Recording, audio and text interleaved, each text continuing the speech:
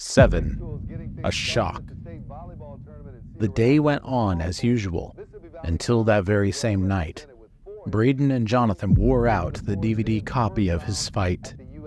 But later on in the evening, Rayen watched the news, while Jonathan and Braden sat upstairs watching some film and reviews.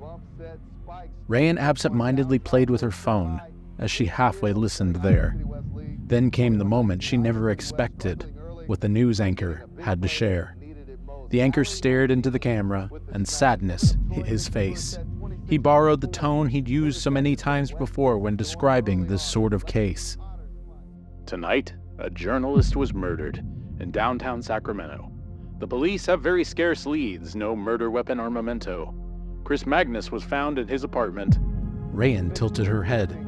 Her jaw dropped and she couldn't believe her former student was dead. She quickly got up from her seat and ran over to rummage through all the mail she had received that day. She remembered the letter was blue. She found it in an instant and tore it open to read the handwritten message from Chris Magnus. Her shock and worry it did feed. Imagine if you had everything Tolkien ever wrote.